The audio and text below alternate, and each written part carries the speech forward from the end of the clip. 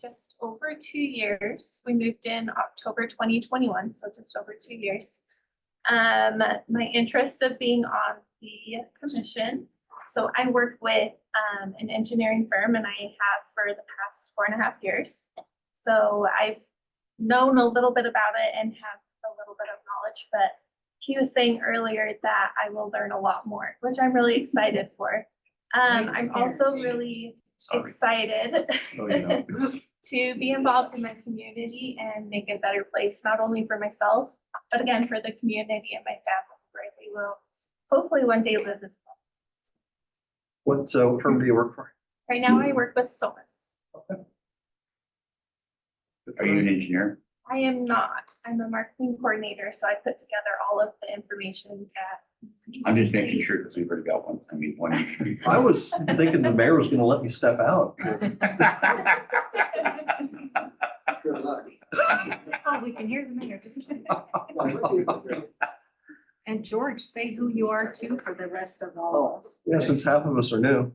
Well, welcome you three new ones. My name is George Wynn. I'm a retired hospital administrator. Moved to West Jordan in October of 2015. And at that time, I let the city know of my interest in service.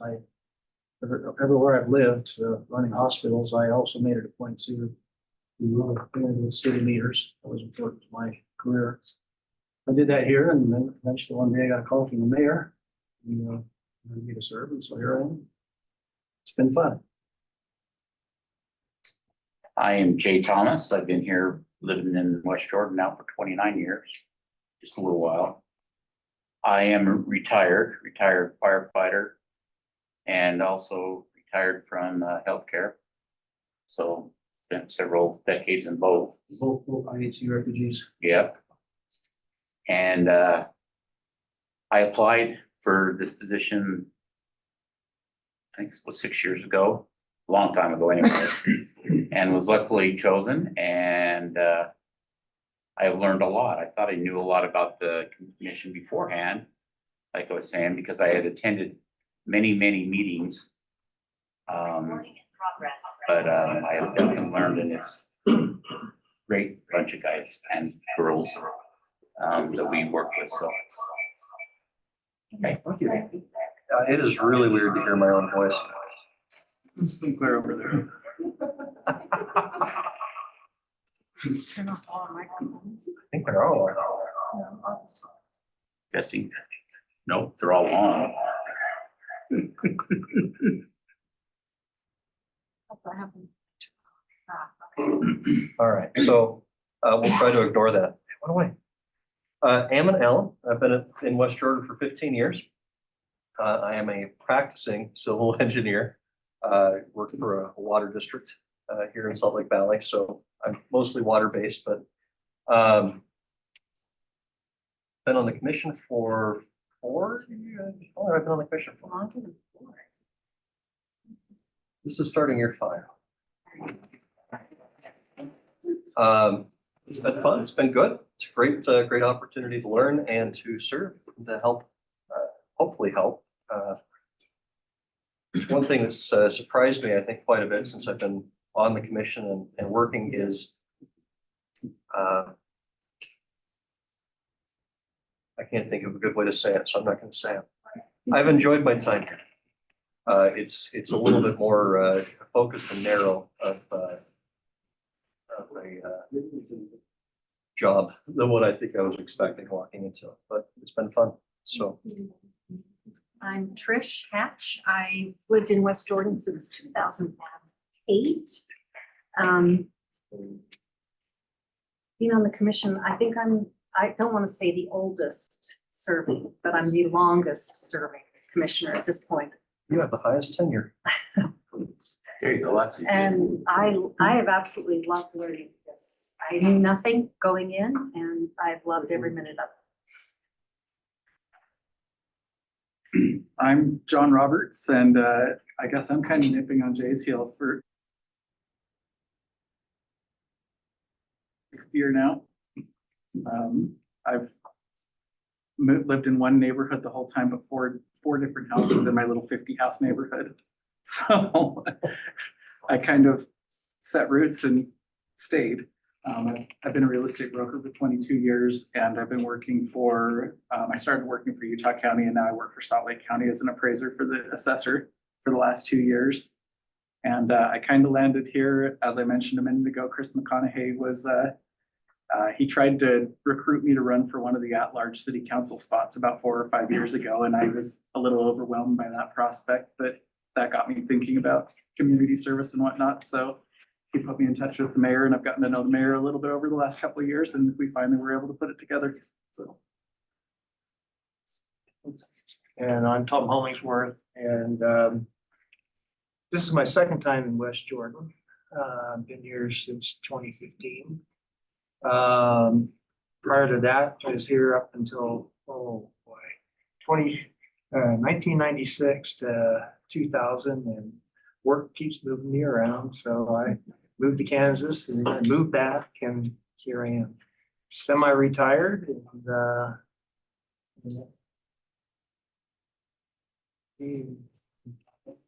got involved with the Highland District and issues associated with the Highland District, and that got me in touch with the mayor and working with the mayor on resolving some of those problems. And at a recent meeting with the mayor, he mentioned this was an opportunity, and so I threw my hat into the ring, and here I am.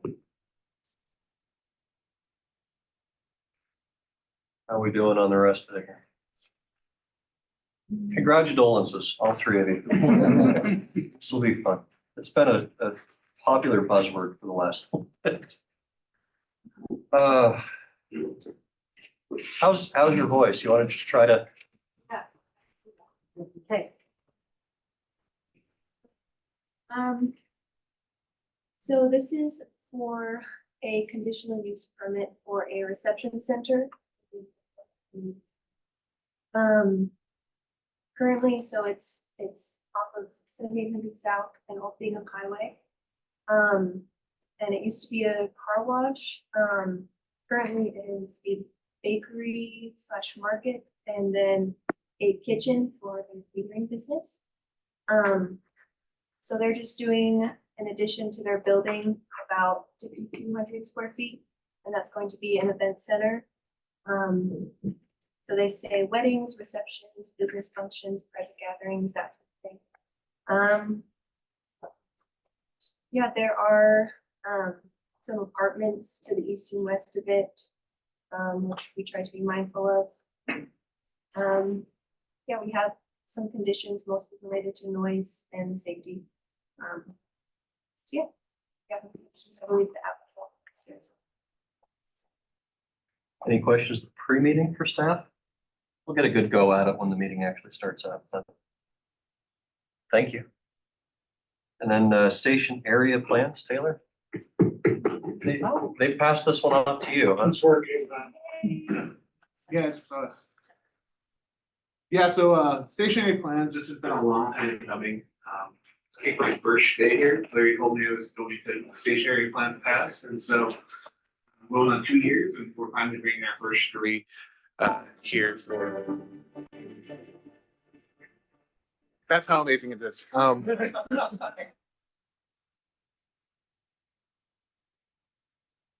Work. We've had a consultant. We've worked about the last 13 months with them. Before then, we were doing some existing conditions and getting some grant money. We got just over $300,000 for these 3 stationary plans. So we've been working with a consultant out of Denver. We've also partnered with Midvale, UTA, and UDOT on this plan. So as we'll go through tonight, we've had a lot of public engagement, a lot of different versions, and we're excited to bring this forward to you. We're hoping to get a recommendation to take this to council. Our hope is to have this adopted by council by the end of the month so we can take it to WFRC for their certification so we can meet the state criteria. But we have to have 4 stationary plans approved by the end of next year. So this will take out 3 of them, and then we're working on a 4th one, which will be starting in earnest later this month as well. So we're really excited about that. Have quite a lengthy presentation, so I'll wait for later tonight. But if you have any questions, don't hesitate to ask me. I can turn that on. Whoa. Okay. Here we are. Thank you. That's it as far as the agenda. Does anybody have any other items we'd like to talk about, or should we recess for 20 minutes? Okay, we'll adjourn until 6 o'clock.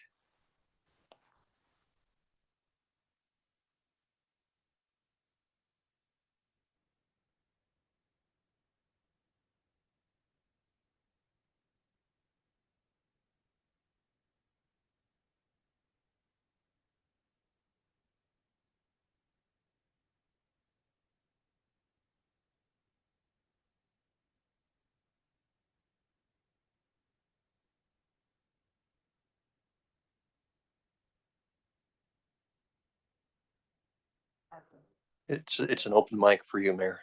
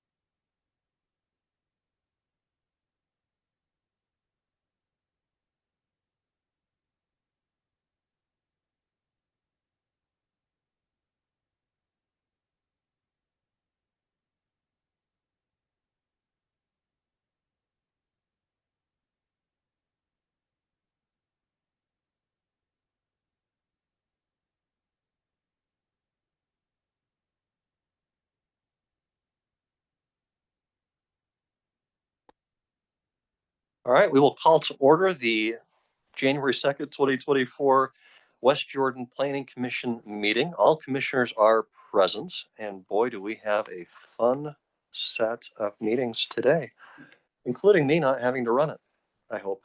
You're running the whole thing. Oh, do I? I thought we switched out part. Oh, nuts. I was looking forward to that part. That's me. Next meeting. All right. We have actually quite a few business items. So let's move into that. The first is the oath of office for new commissioners. Angie's here. I know, let's pass the time over. Thank you, Ammon. I appreciate that. You have to bear with me. I have a little bit of a cold going, so I'm going to stay close to the mic here. We're going to do the oath of office tonight. Mayor Burton is with us and he would like to speak, just make a comment after we're done, if you don't mind.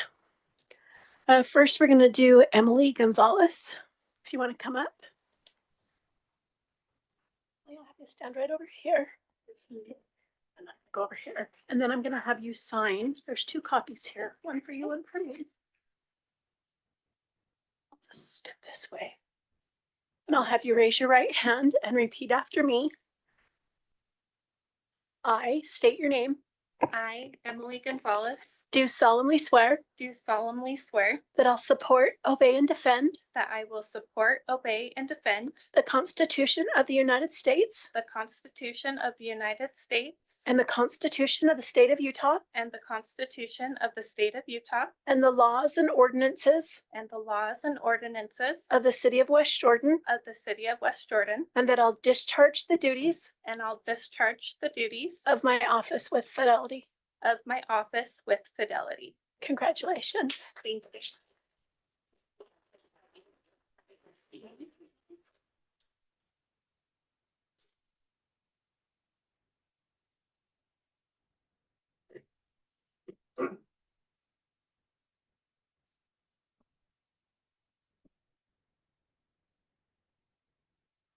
And then this copy is for you. And there's a little pen from the mayor. Thank you. You're welcome. Next, we'll have John Roberts.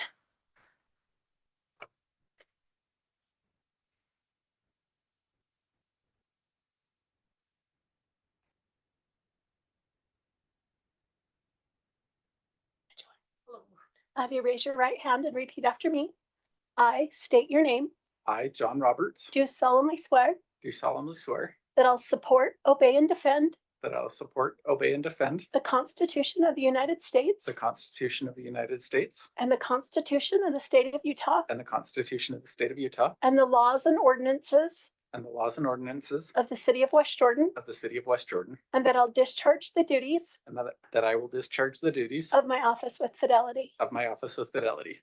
Congratulations. Thank you. Sign here and here. Okay.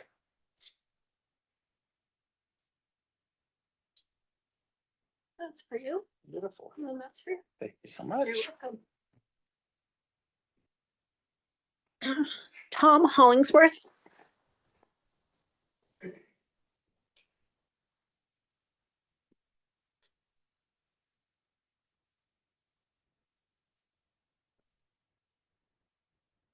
Hi, Tom. Right. I state your name. I, Thomas Hollingsworth, Do solemnly swear do solemnly swear that I'll support, obey, and defend that I will support, obey, and defend the Constitution of the United States, the Constitution of the United States the Constitution of the State of Utah, and the Constitution of the State of Utah and the laws and ordinances and the laws and ordinances of the City of West Jordan, of the City of West Jordan, and that I'll discharge the duties and that I'll discharge the duties of my office with fidelity. of my office with fidelity. Congratulations. Thank you.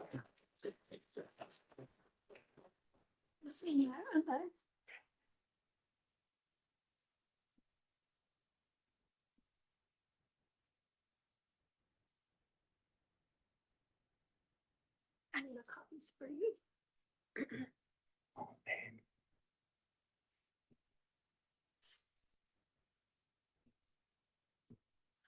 There you go. Thank you. Thank you. That's all. And I'll turn the time over to Mayor Burton. Thank you, Tangi. Some of you may not know, or maybe you do know, that Tangi is the recorder of the year. So you got the best recorder helping you take the oath of office today. I am thrilled that you are willing to do this. Thank you for volunteering for this position. Thank the rest of you for your continued service and your volunteer to do this. This is great. This is the community working together as the community to help the community accomplish things that we want to do in our community. And so this is very important. And I like what Jay said. You attend this meeting, you think you know what you're doing, and you find out there's a lot more that goes into it. And some of the things you're going to learn is we have a fantastic staff here, which will help you, give you information, and help you know what to do. And you'll find out that our staff here really have the best interests of West Jordan at heart. And so that helps you do your job so much better. And you'll also find out that in this position, you get to see how all the work goes together and how we're making West Jordan better. Now, West Jordan is only the third largest city in the state, but beside that, we're the best city in the state. So might be the only third largest, but we're the number one. So just remember that West Jordan is best Jordan. So let's keep it that way. Keep up the good work. Thank you for being here.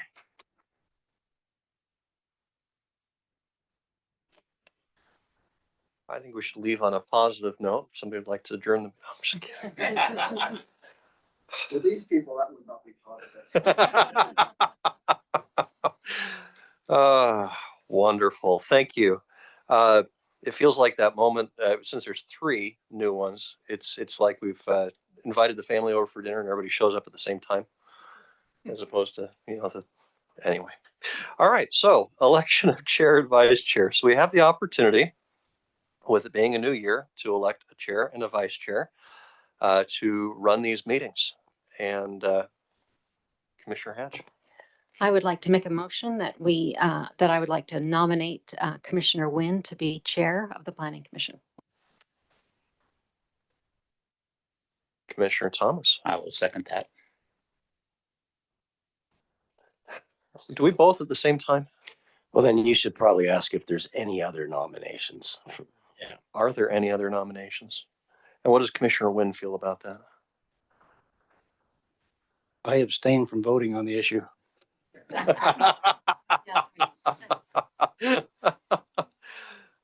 Well, if there's no other nominations, we've got a motion for Commissioner Hatch, a second by Commissioner Thomas, for Commissioner Wynn to be nominated as the chair.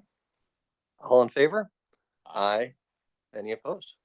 Motion carries unanimously. I really can't just pass it over to him right now. I've got to continue. You could do it either way. It's up to the two of you. Do you have a thought on a vice chair? Would you like to make a recommendation or proposal? No. I'll make a motion that Commissioner Allen serves as the Vice Chair. Second. All right. Motion from Commissioner Hatch, a second from Commissioner Wynn. Are there any other nominations? Hearing none. All in favor? Aye. Any opposed? Motion carries unanimously. I do like that cadence. I think it works well. Appointment of 2 commissioners to the Design Review Committee. For the benefit of all of us, could we get just a summary of what the Design Review Committee does, and the amount of time that is required? So the Design Review Committee is a committee appointed by the mayor. And what their primary purpose is, and I believe Commissioner Wynn, Commissioner Tom, who I think all of you, all of the older planning commission members have served on it.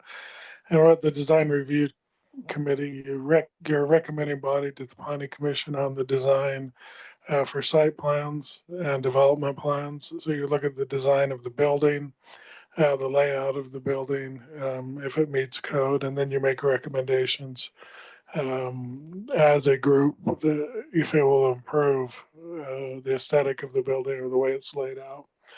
You meet the 4th Tuesday as needed. We generally don't have a meeting every month, but it's as needed. The meetings last anywhere from a half hour to 45 minutes. And then after we go back into City Hall, there'll be in-person meetings such as this. Right now, they're a Zoom meeting, but the mayor's desire is to have them meet again in person. So. Thank you. Any questions from any of our commissioners about what that does or any interest therein?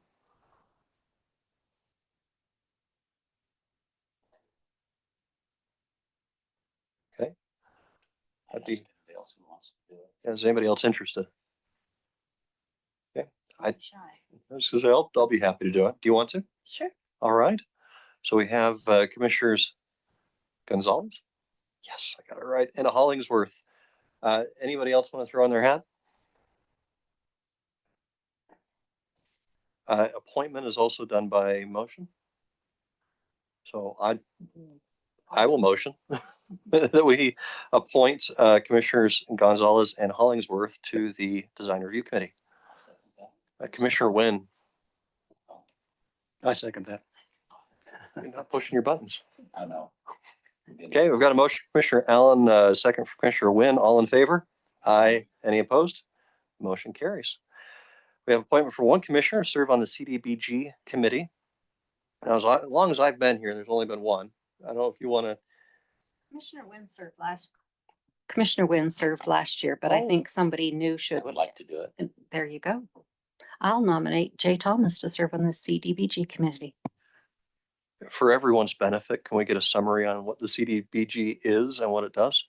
But I'm entirely on board with Commissioner Thomas. So Community Development Block Grant is a federal program, and it's called the Block Grant Program. The block grant money is allocated to cities by the federal government.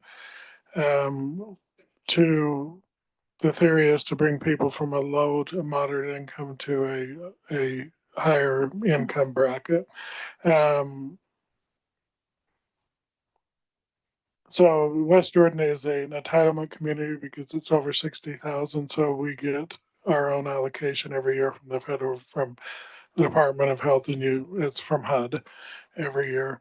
And it goes to various programs. You may have seen handicap ramps being put in, sidewalk replacement, that type of thing to make pedestrian access. There's several programs the city can use their allocated portions for.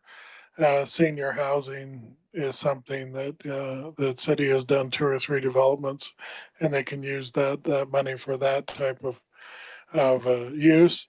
What the planning commissioner that serves on this committee will be doing is there's outside entities that are entitled that can ask entitled communities for a portion, and it's a small percentage. I think it's up to $5,000, maybe $10,000 to run their programs. And those outside agencies, and you heard of them, they're the Road Home, Homeless Shelter, Utah Food Bank, Utah Legal Aid. There's some medical clinics, that type of thing. And so what you're doing is hearing presentations from these outside agencies and making a decision on how much and if you want to give those agencies monies. Now this is you would just be attending meetings and hearing presentations and then just determining what you want to do. But it would be, again, the staff would run all the behind the scenes thing, the application, the presentations and that. So you would be doing the work of actually hearing the presentations and making that. So that was a long time commitment. Generally it'll be coming up fairly quick. February and March, there's 3 to 4 meetings where you'll meet and determine that, and then that's basically it for the year. So it's not a monthly; it's just generally in the spring, and then the allocation will be taken to the city council for approval probably in May or something like that. So Interesting. Mhm. All right. Was there a motion? Yes. Motion. We need a second. So we have a motion from Commissioner Hatch. Commissioner Wynn. I second that motion. Second, Commissioner Wynn to put Commissioner Thomas on the CDBG committee for 2024. All in favor? Aye. Any opposed? Motion carries unanimously. Approve the minutes from December 19th, 2023. Commissioner Wynn, I move to approve the minutes of the December 19th meeting. Commissioner Thomas. I will second that. Okay, any discussion on the motion? All in favor? Aye. Any opposed? Motion carries. On to our first public hearing of the evening with final action by the, sorry? Absolutely. Interject here. This is not on the agenda, and I just wanted to, I don't know when to insert it, so I'll do it now. At the last city council meeting, council member McConaughey brought up quite a few items about, there were a couple of items that went from planning commission directly to city council for approval. And he felt that they were missing a step, that they may have needed to come back to planning commission. And I don't know if somebody took, I'm sure you took notes or whomever was there took notes, but I don't know if that's been addressed. But I think that he had some very valid comments about that process. And so just wanting staff to be aware that maybe we could stream that a little bit more so it saves the city council some time. And it comes back to us to make sure they have done as requested before it goes back to city council. Sorry to interrupt. Oh, I think it's good timing. All right. On to the public hearings and final action by the planning commission. Agenda item number 6. This is for Good Day Catering at 7872 South Old Bingham Highway. Conditional use permit for reception center in a PC zone. Magic Clean Car Wash LLC, Carl Mason applicant with Megan Jensen and Nathan Nelson on the city side. The way that this will work is we will invite the applicant to come up, present your application. Once that's done, we'll allow the planning commission to ask and allow you to answer questions from there. We'll then turn the time over to staff to supplement the application as needed, ask questions there. The public hearing will then open. If there are any further questions, we'll invite you back up for any of those, and then we move forward from that standpoint. So with that understanding, whoever is representing, please come on up and present your application. Thank you. I'm Christine Mason. I'm the owner of Good Day Catering. And my husband Carl is the owner of the property that we're talking about. I'm the crazy woman that talked him into turning his car wash into a catering kitchen. So we have a beautiful facility. You're all welcome to come out and take a look. I love to show it off. So thanks for inviting us here. I'm sorry, I am a terrible public speaker. I love to throw parties. I do not like to speak in front of people. I'm more of the behind the scenes person. So our event space that we're planning is roughly 4,000 square feet of event space, 5,000 square feet of building. Some of that will be utilized as storage. Some of it will be utilized as a dry kitchen area for just staging and prepping parties. We have, I tend to ramble, sorry. We have about 24 years of experience in the catering industry. Currently, we do all of our catering offsite. We prepare the food and bring it to you. Tomorrow, we're actually catering for the mayor of West Jordan, so we're really excited about that. We'd like to add this to facilitate kind of a completion of our big plan. We've looked at buildings all over Salt Lake Valley, and we couldn't find anything that worked for us. We currently rent in South Salt Lake, and it is, when you say West Jordan is wonderful, that's not a lie. I still hold a lease there, and I'm willing to keep leasing it empty because where we're at is so much better. Sorry.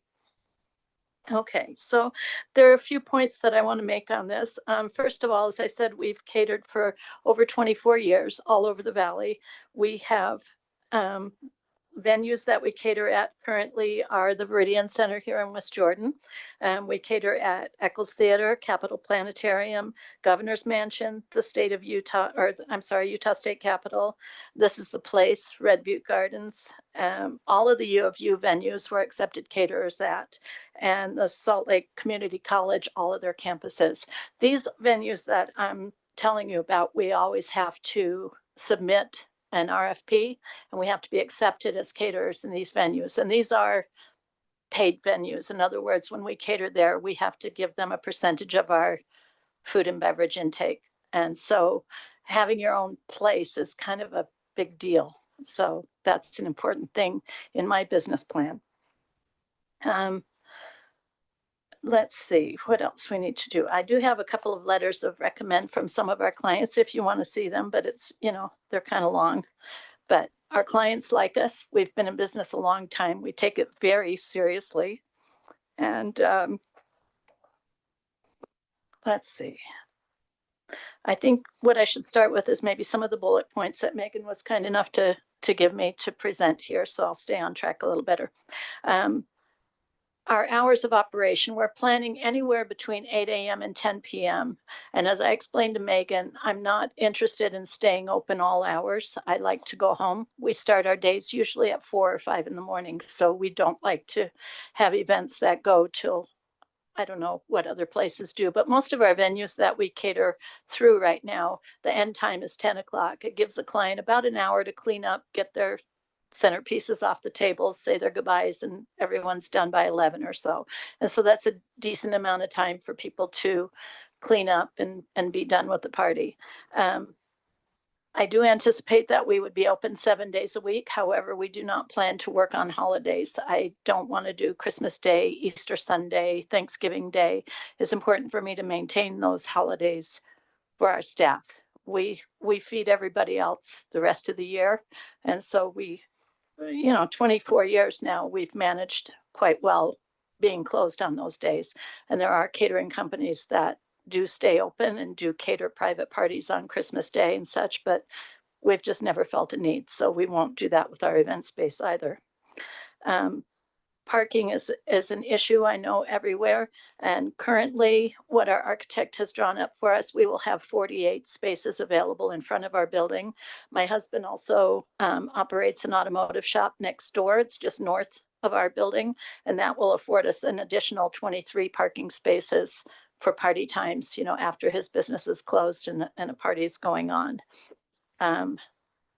We do not seek to get a banquet license or a liquor license for our facility. Private parties, we would still allow for clients to have a bar, but our plan is, as we have done with our other parties, that we would have them rent a bartender through us, so we maintain control of the situation.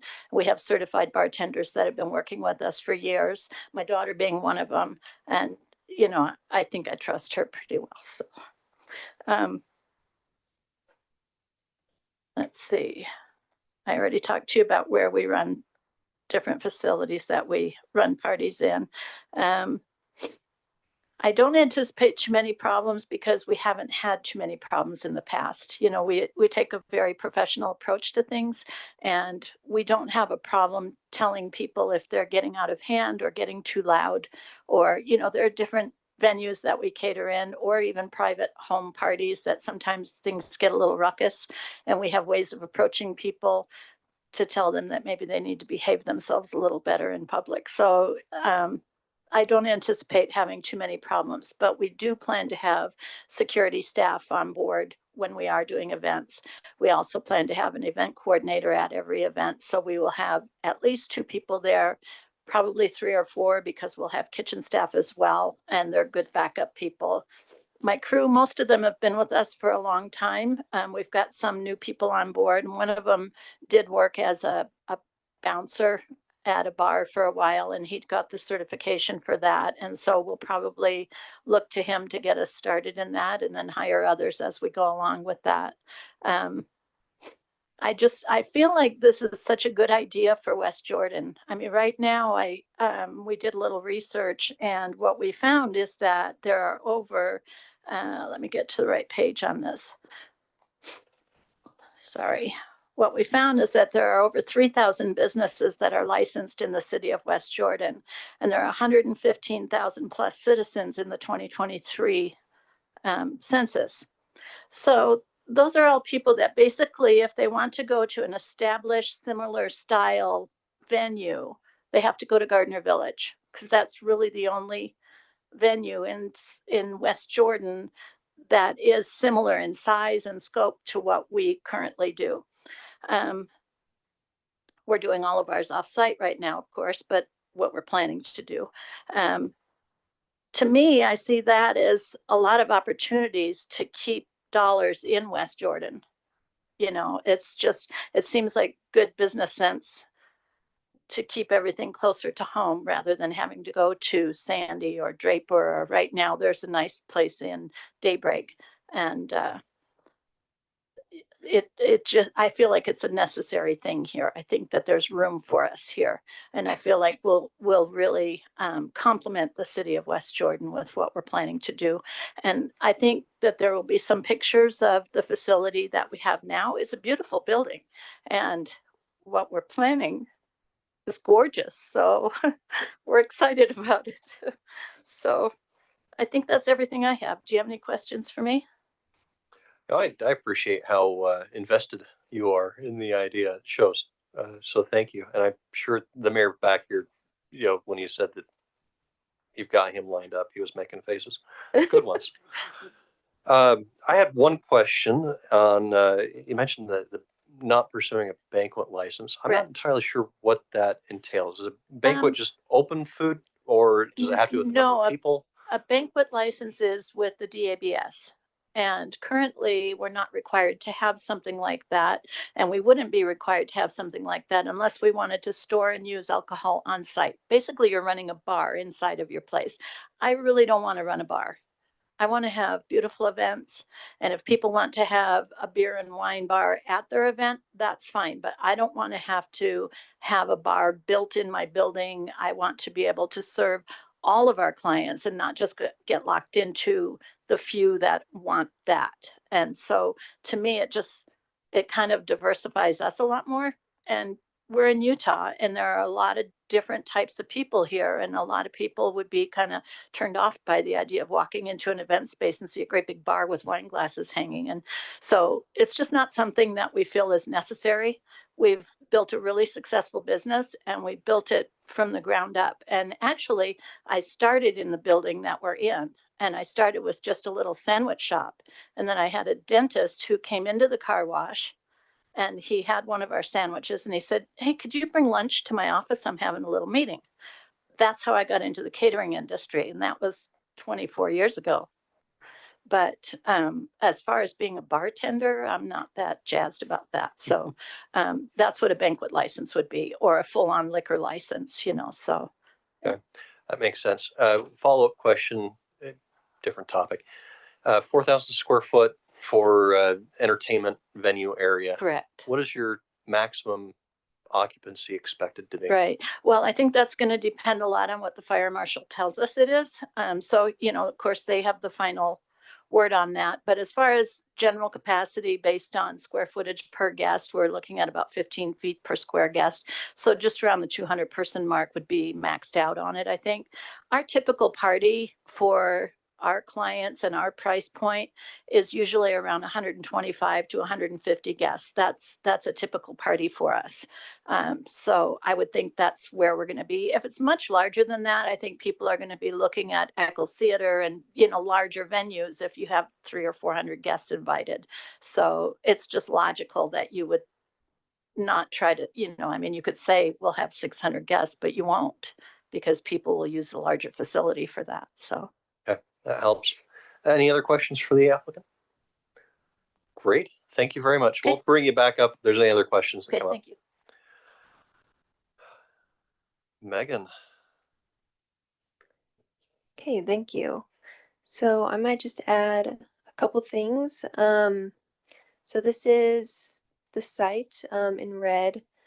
It's a little over an acre site. I've highlighted the apartments and townhomes to the east and west. And then there is some single family residential a little bit further away. Just for reference and to get a picture, this is just a street view of the building. In the back there is where the car wash used to be. That'll be taken out, and that's kind of where the building addition will be. And this is just another for reference. This is just the wall adjacent to the apartments to the west. This is the zoning. So it currently is in a planned community zone, and so the reception center use requires a conditional use permit. This is their site plan. You can see the building addition kind of to the northwest, and the existing building, which is used for bakery, market, and their kitchen for their catering business. So they are going through the amended site plan process and to make sure everything is to code, and that will be staff approval. There is also a small covered patio, which they expect to have small receptions at. These are just some details from the letter of intent. A lot of it was already mentioned. So I'll move on. I'll just make a couple more notes. For parking, so we would require about 52 spaces. They have 48 proposed. But with the flow of patrons coming to these types of events, staff didn't have too many worries about it. And our traffic engineer took a look and he didn't have too many worries about it. They do have an easement agreement with the lot to the north for parking and access. So should it be needed, they could have some parking there. So we just have 5 conditions of approval to try and mitigate any reasonably anticipated detrimental effects, mostly related to noise and safety. So just quickly running over these, it would just be hours of operation. They've already given us the time of 10 p.m. They would normally close. So we just have those from 7 a.m. to 10 p.m. And that activity should be contained indoors and then in the courtyard area in the back. And then music and loudspeakers to be contained indoors. And then for safety and alcohol consumption, just to have management present to monitor everything going on, and then having parking lot security. They have already proposed to have 1 event coordinator and 2 security personnel, at least at each event. And then the other things that they also said. So with that, staff recommends approval given that all the conditions can be met. Questions for staff? Commissioner Thomas? Just a quick question. This kind of goes back to the parking.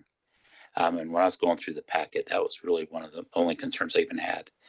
If we have, what was it, 150 patrons, I figure you get 2 people per vehicle. That's 75 stalls plus staff.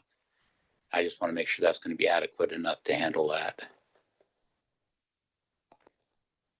So Megan's calculated the parking based upon the table and the ordinance. She said it was like 48 if I Yeah, remember. 52, and there's a Okay. cross-access easement with the Auto Magic to the north, and they generally close probably, 5 or 6 o'clock. So I don't really think parking is going to be a concern with this Okay. issue. And I've reviewed the cross-access and parking agreement was recorded back in 2000. And it's recorded against the land and runs with the land. So even if the ownership changes, either lot can park on the other lot. So Okay. and you can, my understanding is with our code that you can count those towards your required minimum. So If we add those in, how many parking stalls do we have? Do you know? 71. 71? Yeah. So we're really close to that Yeah. figure anyway. Okay. Yeah, close. I just wanted to make, that was the only really concern I had. And I just wanted to make sure that that was sought after pretty intently because parking is usually a big issue when we have events. So, thank you.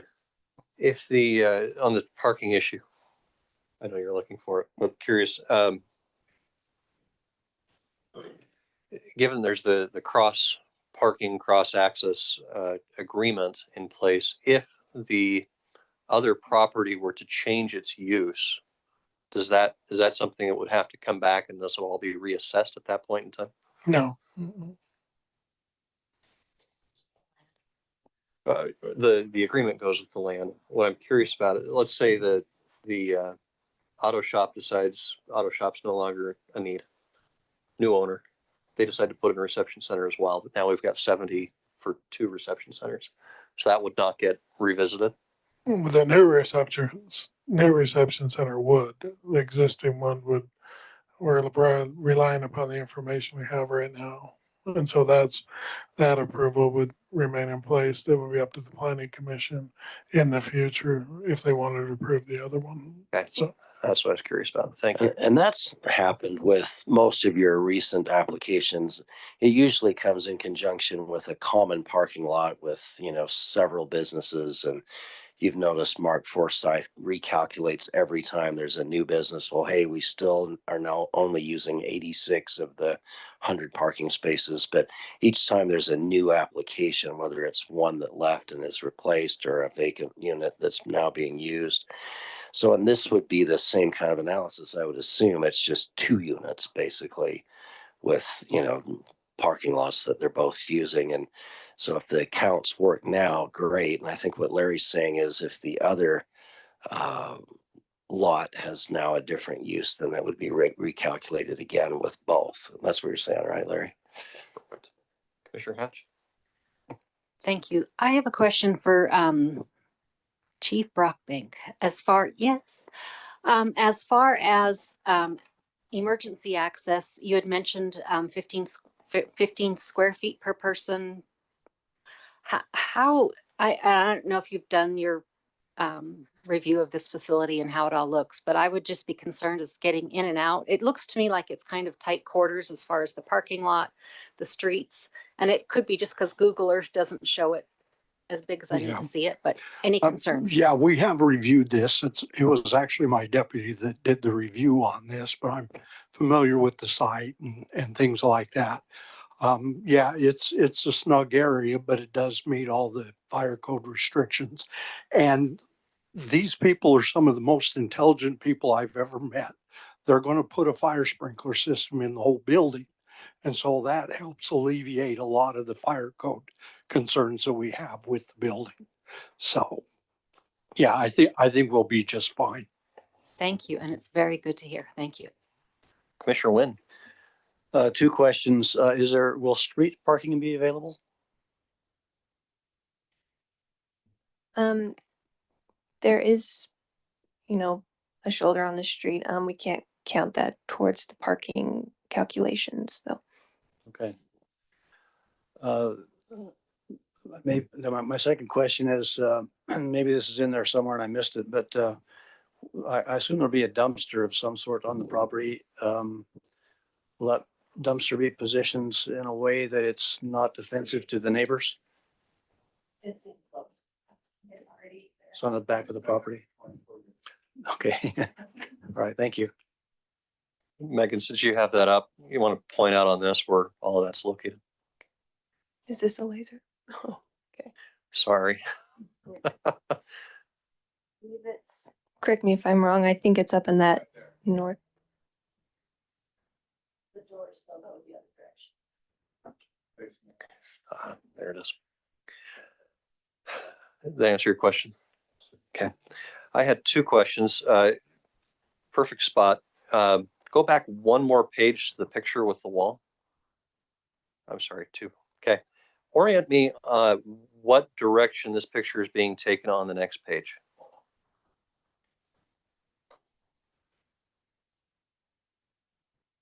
So that is being taken from that southwest corner, kind of facing north. Okay. And then the second question I have, go forward one more again. I'm assuming the dash dot dot or long dash 2 short dashes is the property line. Very, very close to the property line, if that's the case. I'm sure you've gone through setback requirements, those kinds of things, but where it's that close to the property line, concerns with lighting in particular, if the outside of this building is going to be lit in any way. Have we done a lighting analysis or received anything back on that? We do have the lighting. I've taken a look at it. not too in-depth. I don't know if the applicant can clarify. I think there is exterior lighting. I don't know if on the backside, if there is. Let's have you come back. I'm sorry, so that way the microphone picks everything up. We're slightly out of order. Are we okay? The dot dash there, that's actually the brick wall fence. So, Okay. yeah, so that's the, That's between the shop and the parking lot. no, it is not.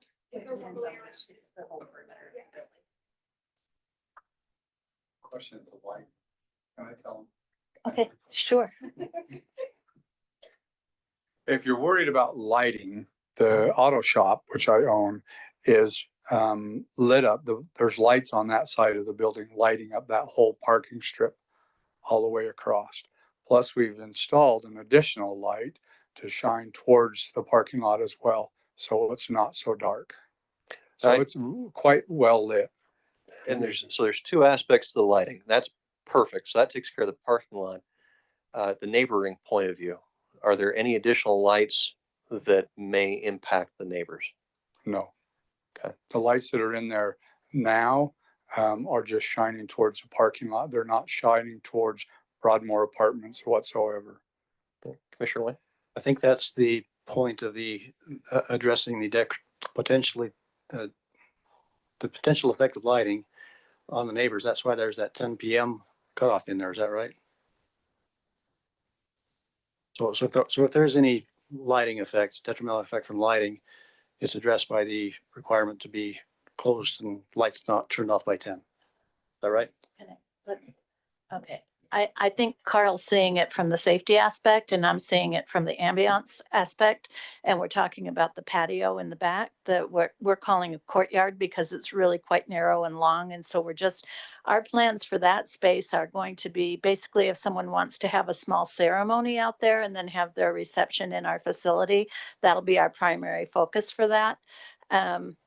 Typically parties and bright lights don't mix real well. And so we're not planning to brightly light that back area, so it will be an annoyance to the apartments behind us. We'll probably have some lights on the building.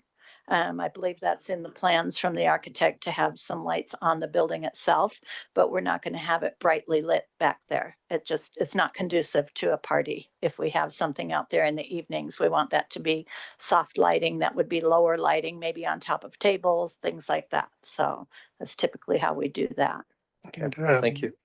Commissioner Allen, so the way to look at it is what the code requires is that the light cannot cross the property line.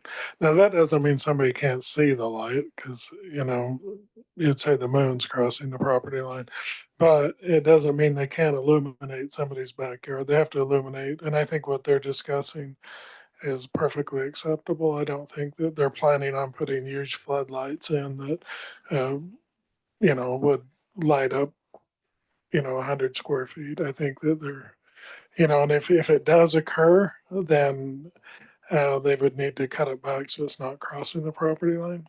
So it would be then an enforcement issue. So. Okay. I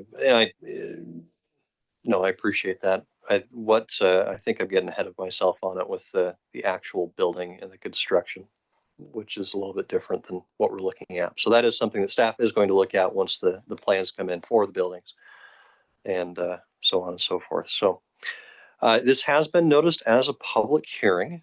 So we will now open this up to the public. If you're here to speak on this particular item, feel free to come up to the lectern. You'll have 3 minutes individually or 5 minutes as a group. If you're online, feel free to raise your hand. We are not very popular this evening. Okay, we'll close the public hearing and bring this back to the Planning Commission for further discussion or a motion. Commissioner Thomas. If there's no questions or concerns, I'll go ahead and make the motion. Based on the information and findings set forth in the staff report and upon the evidence and explanations received today, I move that the Planning Commission approve the conditional use permit for Good Day Catering located at 7872 South Old Bingham Highway in a PC zone with the conditions that are supported in substantial evidence as described in the analysis of section 4 of the staff report. The conditions are imposed to mitigate the reasonable anticipated detrimental effects of the proposed use. Commissioner Hatch. I will second that. Okay, we have a motion from Commissioner Thomas, a second by Commissioner Hatch. Further discussion on the motion? I would like to just ask Larry one more time for my own benefit. This is the conditional use permit so they can operate a catering service. The actual construction of the building ends up through staff. We don't see this one again. You don't. Okay. Yeah. Thank you. The reason for that is because it's an amended site plan. There's already a building there that was built 24 years ago. And in West Jordan, an amended site plan is only an administrative review. If it was a completely new building, you would see it, but where it's just an addition to the building, then it's left up to staff, so. Perfect. Which I'm glad we have full faith in you. All right. All in favor? Aye. Any opposed? Motion carries.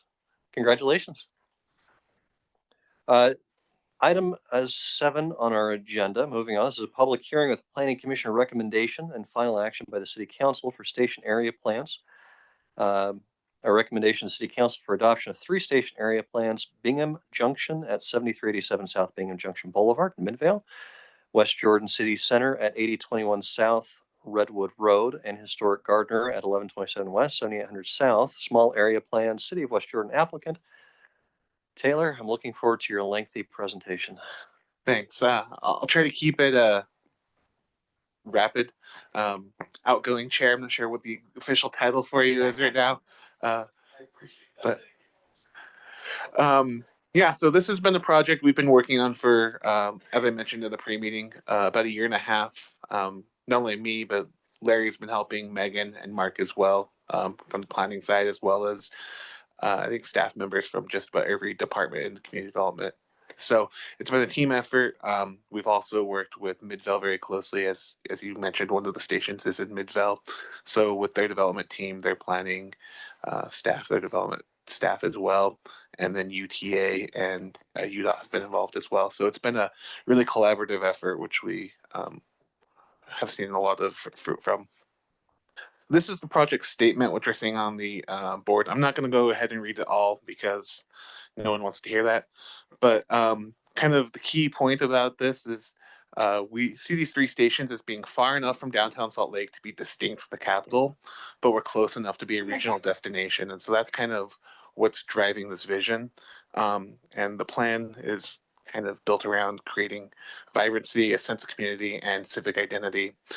This area, especially West Jordan City Center, is often neglected. We don't have a character different than anywhere else along Redwood Road. And so through this, the goal is to create a vibrant place, a community that will be uniquely West Jordan. And so that's one of the overarching goals which we've had with this project. So here we can see the plan. It's on the west side of the city. It does cross over into Midvale, and part of the reason why we did the joint plan was because we have to plan for every station that we have territory in. So even though Bingham Junction is well into Midvale, it crosses the river, so we need to plan for that. Historic Gardner likewise crosses the river into Midvale, so they have to plan for that. So rather than having plans that don't speak together, we thought let's put all our plans together and make sure we're planning the same type of thing. These are required by House Bill 462. We need to plan for a half-mile radius around all track stations. One thing we do want to also highlight about these is we can look at them as a small area plan, which is like a general plan for the area that they cover. So these are going to be talking about future land use, zoning recommendations, but it's not a site plan, it's not a subdivision. So what we're seeing in the future exhibits later are ideas of what could happen at catalyst sites, but it's not actually what we're asking you to approve tonight. We're actually looking at the big document. Any of those approvals would have to come back through a process in the future and go through Planning Commission and City Council for approval as well. Our project goals have been formulated to meet not only the requirements of House Bill 462, but also kind of hitting the vision of West Jordan. So one of the goals from the state is to encourage redevelopment around stations, increasing density, having mixed use areas, increasing ridership. But we also want to create identity for each station, promote various mobility options, and study how UTA can optimize their property, because they have a lot of property right now which is underutilized, a lot of space dedicated to land uses that isn't really helping anybody. So those are all goals of the project. So here is a brief outline of the timeline. As mentioned, we kicked it off December 2022. All the way through last year, we worked on this, and we're at Planning Commission today. Our hope is to get a recommendation from this body for approval, and then take it to City Council later this month for another public hearing, and we're hoping that at that time they'll adopt. So we'll next be going over the preferred concept, which we came for the 3 areas. We'll talk about these in more detail later, but I don't want to bury the lead. I wanted you to be able to see what we came up with at the front. And again, these are catalyst sites, and they could develop differently, but the reason we're showing certain areas is because these are land that are owned largely by public entities that we could have progress on very rapidly, rather than waiting for a private development to come and choose to redevelop. Because that's been another key aspect of this project, is we don't want to go out and say, you private landowner, we're going to demolish your successful business and do something else that is coming from above. These are all city or state or school district owned properties could be redeveloped for the benefit of those entities. And then the idea and the hope is, as those are successful and the local community sees how those are succeeding, the market would naturally lead to some of those other properties near them redeveloping. We're not going to spend a lot of time on this because it's Midvale, and I know that's not really your purview, but the main thing that we're talking about in Midvale is redeveloping that parking lot at their park and ride to have more residential uses. And they also want to increase connectivity to their main streets. So they're talking about doing a pedestrian bridge over that large road there, and having a pedestrian shelf from Midvale Main Street, which they're doing a lot of work on right now, down to the station at Bingham Junction. You can see the Overstock Peace Coliseum there, which is across the street from where it's located. Historic Gardner. The stationary plan has a lot of kind of unique aspects to it that are different from either of the ones on either side. One would be redeveloping industrial land that is just located south of the track station. The concept that came up through our open houses, design charrettes, and so on, was for a agricultural residential. So taking the asphalt recycling plant, maybe if that moves out at some point, having kind of development that reflects the history of West Jordan and ties into the historic Gardner station and historic Gardner Village across the street. It would also include a redevelopment of that UTA parking ride.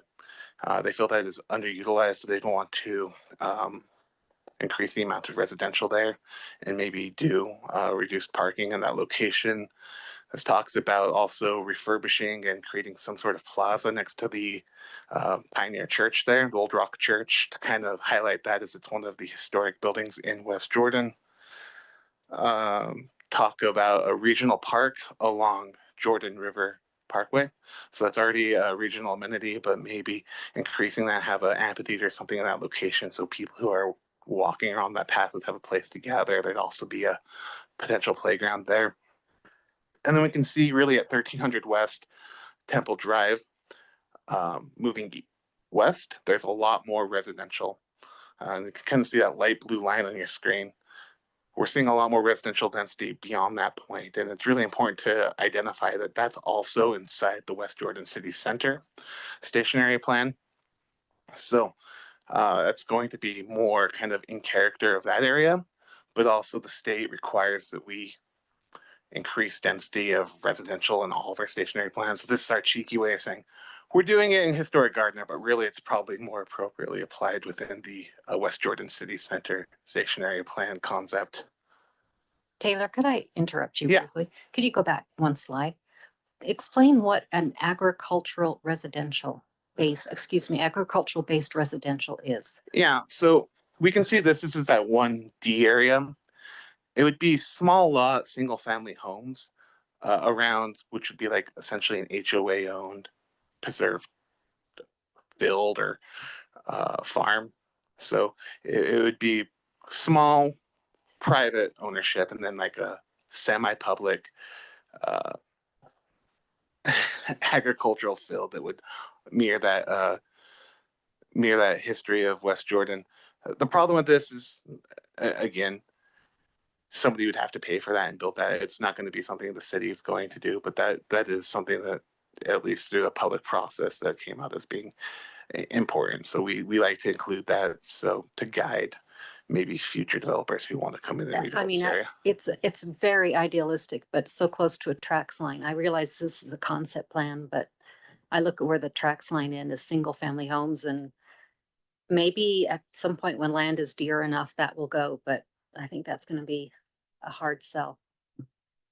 Yeah, I think we also are trying to balance various uses and various needs and wants for the city. And so our thoughts were, if we're going to honor agricultural anywhere, it's going to be here, and then maybe we'll use that as a justification to put maybe more density in city center. So it was a give and take, because through our open houses, density is always a concern. And if we're going to have increased density somewhere where we're talking about fairly high densities, 75 units an acre plus, then there needs to be some areas which have open space and lower densities to make sure we're hitting all aspects of the city, not just one mandate from the state.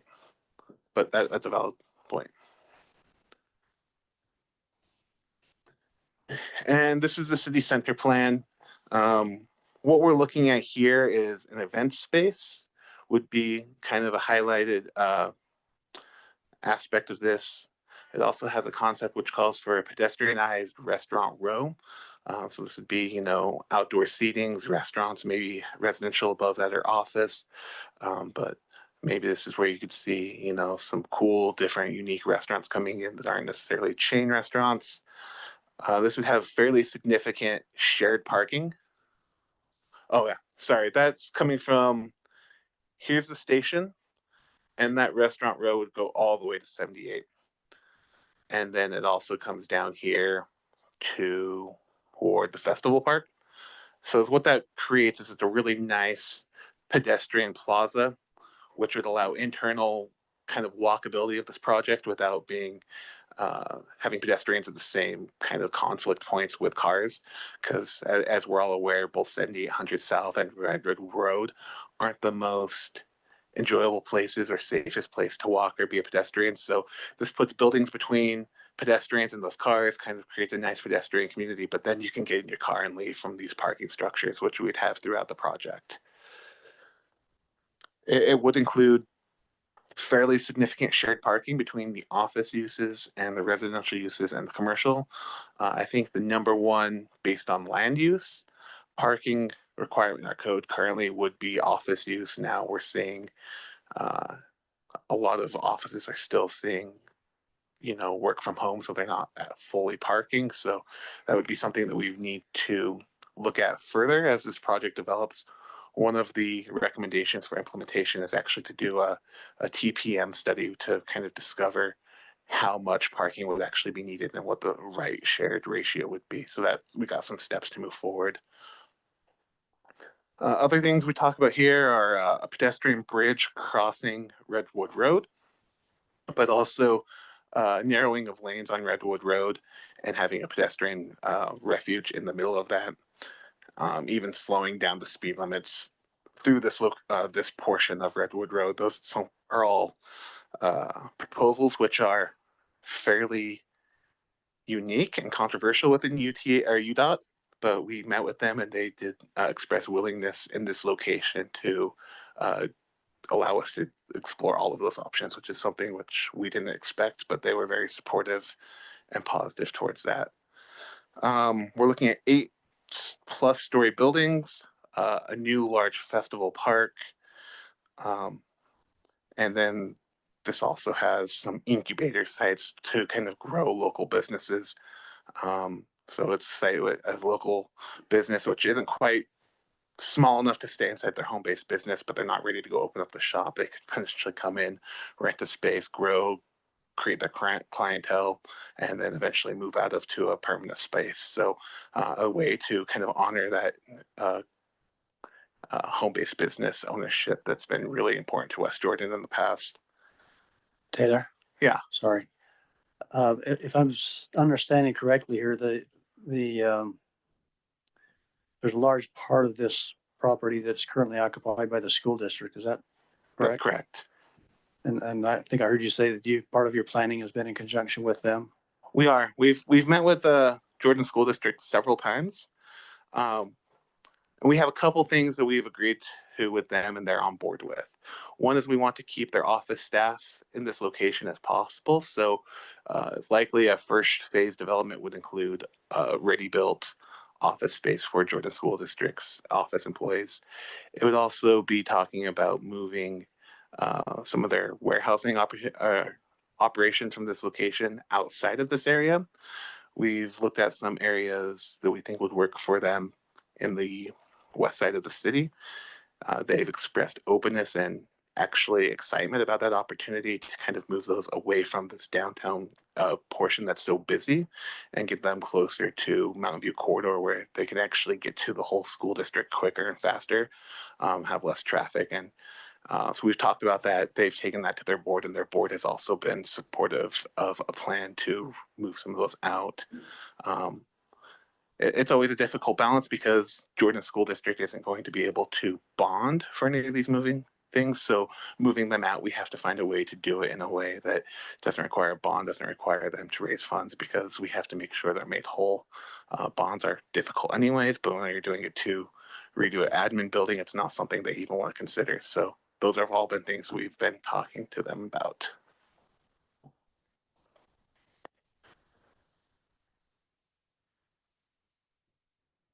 We have done some existing condition analysis that led up to all this.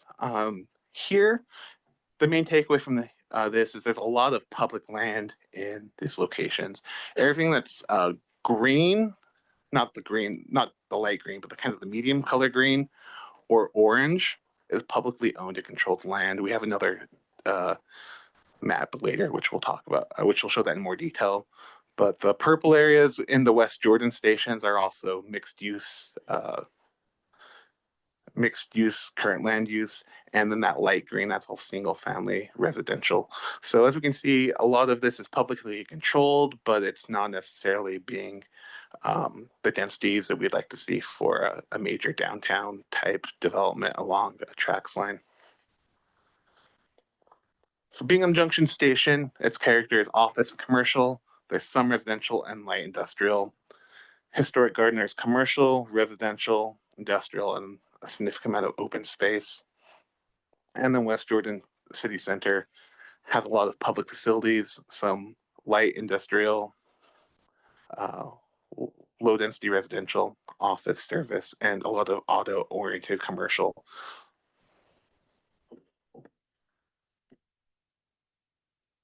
So some of the opportunities and constraints of the stations, Historic Gardener, we identified its proximity to Jordan River and its character as being real positives. The difficulty crossing 7800, crossing Jordan River, and then just the walkability in the area are all kind of seen as constraints that need to be improved because those aren't really there this time. Here in City Center, key industrial uses such as City Hall, the courts, fire station, library are positives. We have a very large park already, and there's lots of redevelopment potential that's ready to redevelop, makes this a positive station. A lack of walkability and large expanses of pavement are kind of current constraints, but things that we can definitely improve upon with the stations. This map just highlights where parks are within it. So you can see there's a number of parks spread throughout all three stations. This is a figure ground map, and the purpose of this is kind of to look at the built environment. So every building is just colored black and everything else is left white. So what we can see from this is, especially at West Jordan City Center, for what is supposed to be the downtown, there's not a lot of building in that area. And we can look at that as kind of missed opportunities because this should be some of the most productive commercial land in the city. And it's actually some of our lower producing tax rates. And so the stationary plan would look to actually intensify the density in that location. Where if we go to Historic Gardner, you can see there's quite a bit of open space there. That kind of speaks to maybe one of the only locations in West Jordan where we do have a lot of open space. Now, some of that's asphalt recycling, but there's also a Century Farm in there. And then there is Jordan River, which is a pretty nice and wonderful open space amenity.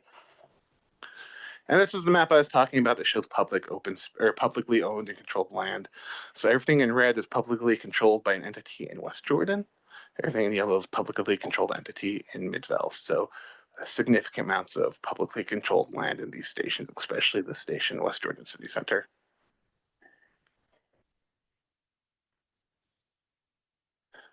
Yeah, so public engagement. The first thing we did was a survey. We had almost 500 responses to the Historic Gardner Station, almost 400 here in City Center, and another 463 at Bingham Junction.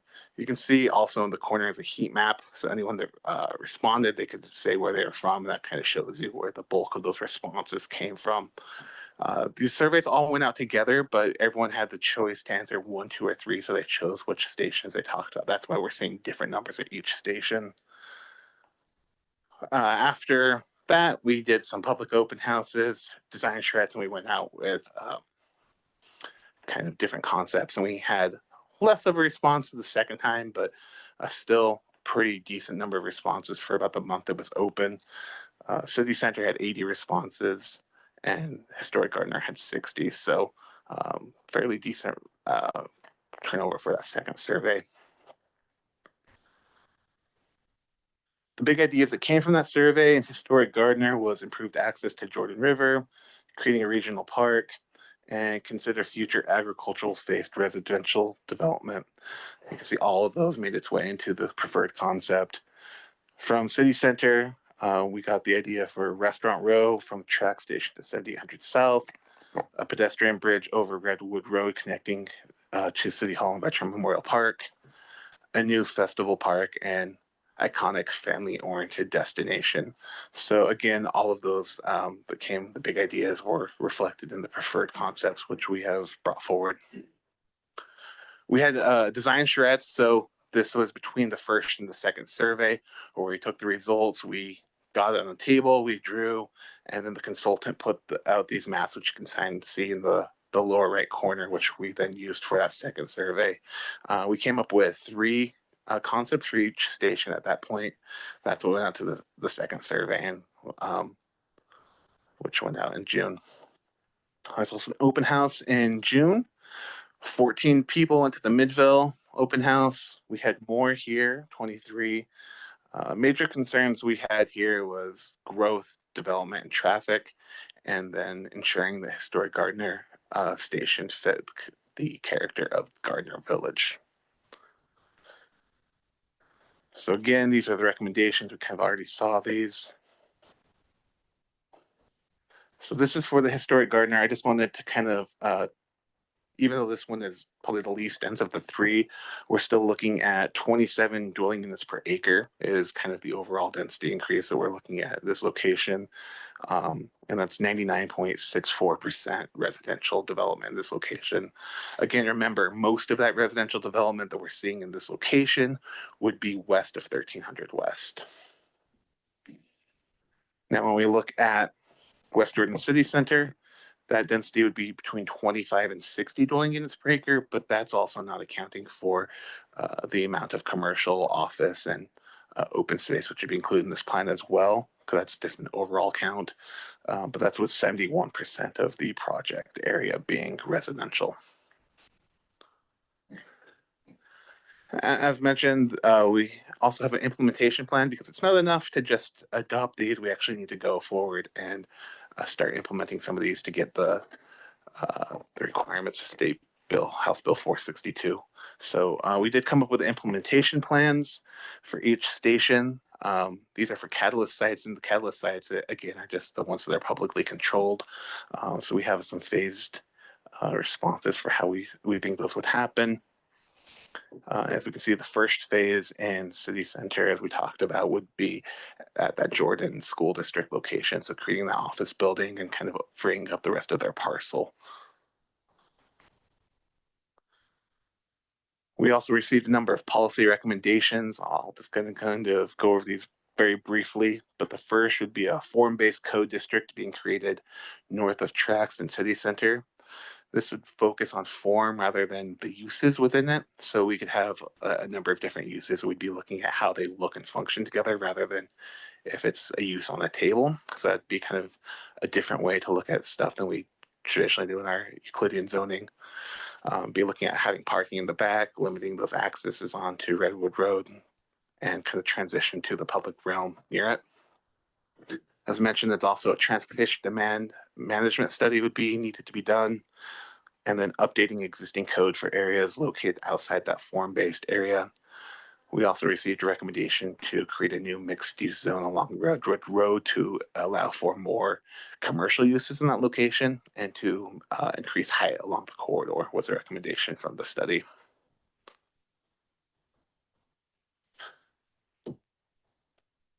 So based on this, staff is recommending the Planning Commission make a recommendation of approval to the City Council for the 3-station stationary plan. And I know we went over a lot. I'm happy to answer any questions you might have. Thank you, Chair.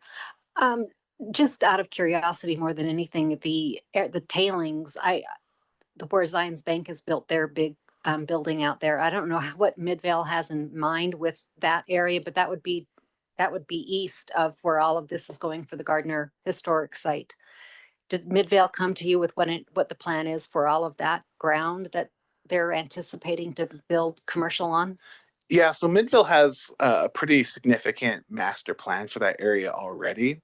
They approved that several years ago. I was actually on the Midville Planning Commission when that came through, but they've got a master plan. I think it's called Bingham Junction Master Development Plan. But it's several thousand units of residential. There's a number of commercial and office spaces there. That's a Superfund site, so they're really limited to what they can do there. They can't have small structures. They have to have very big ones on pylons, which have been constructed and stuff. So because it's been capped and everything. So we have seen that. We've got their detailed plans, and part of the planning process we've done here is we've reviewed all of their master plans and we've incorporated those into what we're showing. But high density residential and commercial. That could really impact that track station. I mean, if it's as big of a commercial center as they're planning and big as a residential as they're planning, that could be a pretty big influx of people in and out of that station. So I think it would be great for West Jordan for us to build on that and take advantage of that influx of workers. Since this is being done to comply with the state mandate, what level of oversight will the state have in all of this as it moves forward? So this is a local project. We received money from the state through WFRC. So we could look at it as WFRC would be kind of, this is who the project was for, but oversight and implementation of this would be at a city level.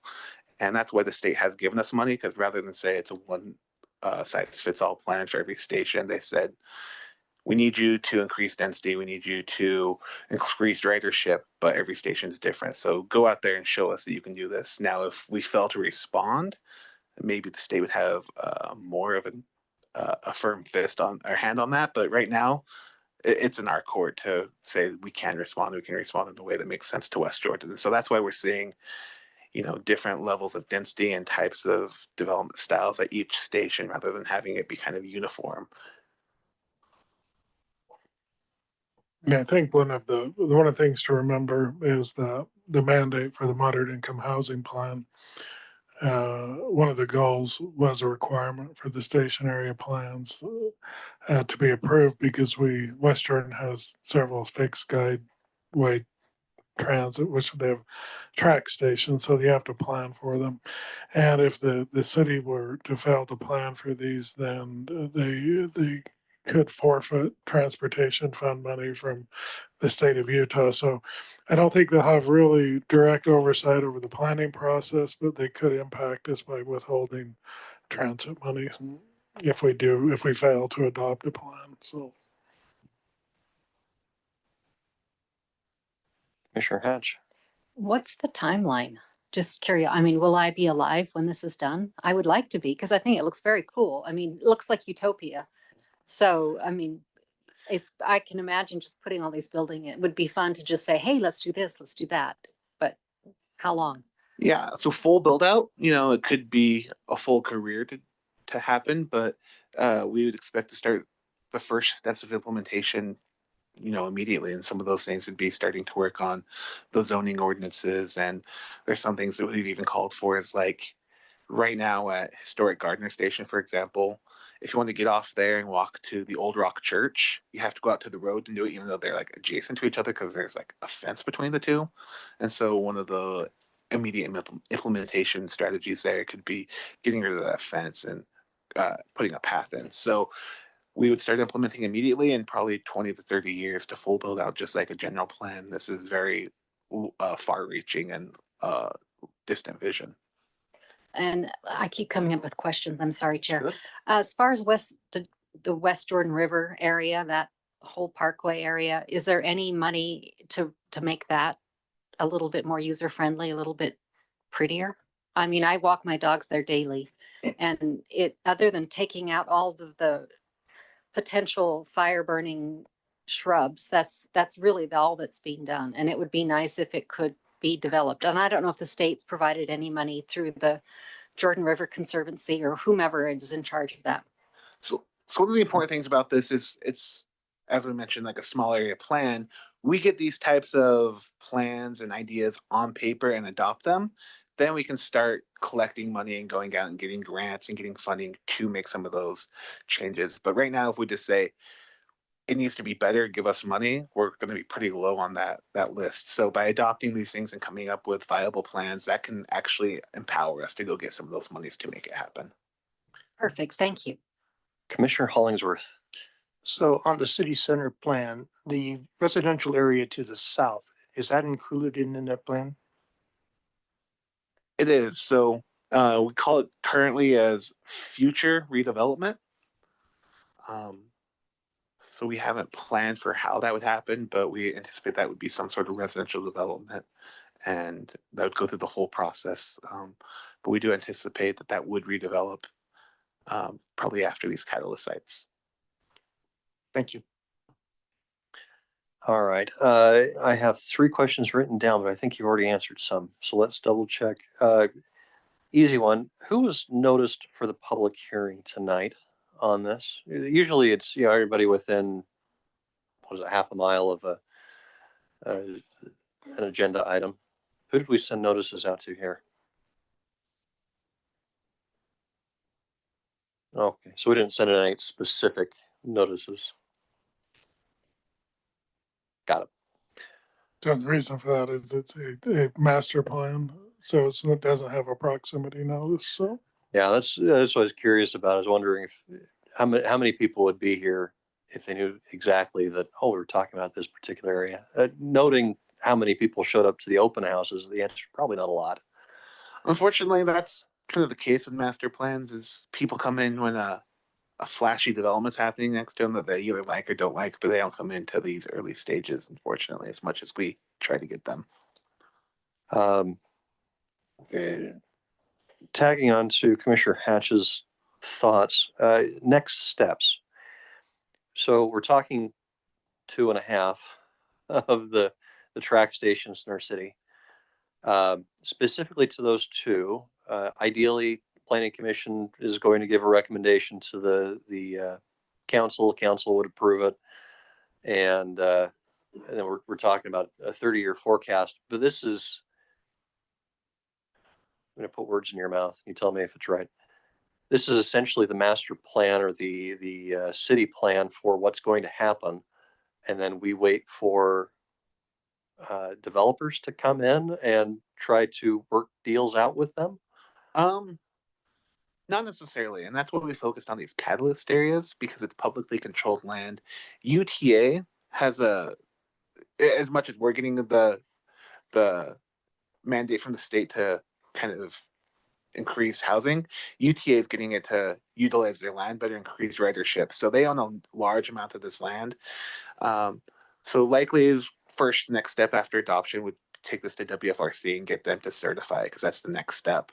After it's certified, it would be us working with UTA and probably Jordan School District, for example, to do an RFP to bring a developer partner on board to start looking at ways to redevelop these catalyst sites, starting with that phase 1 development there around the Jordan School District location. So it would be a partnership and looking to bring someone in and actually spread that on.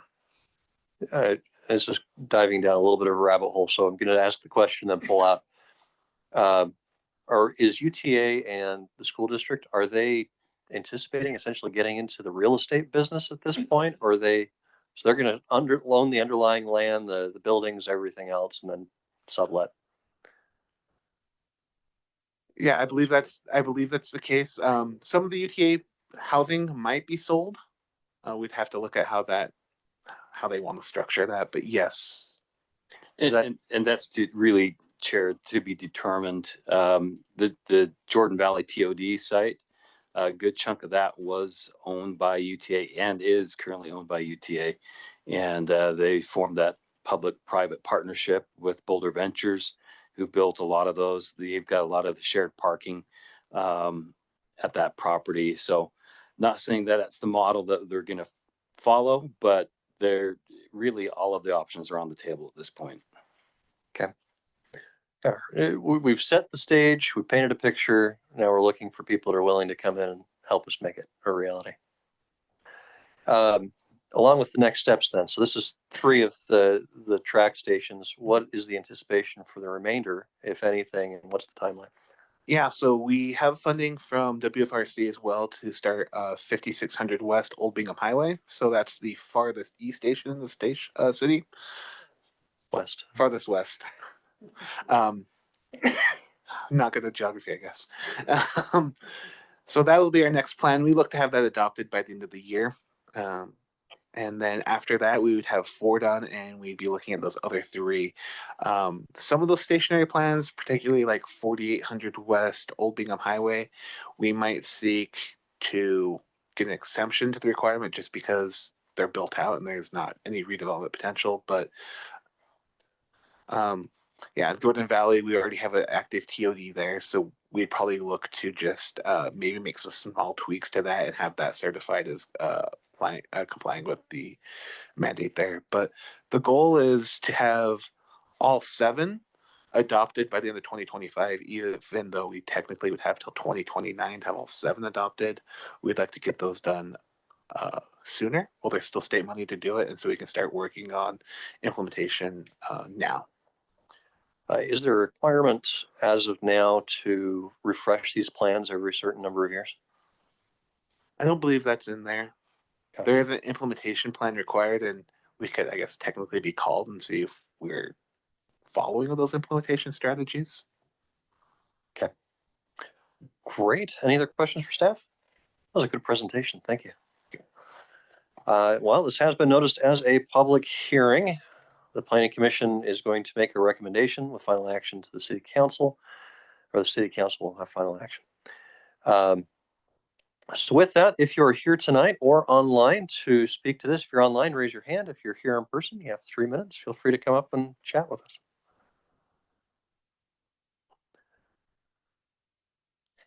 Okay.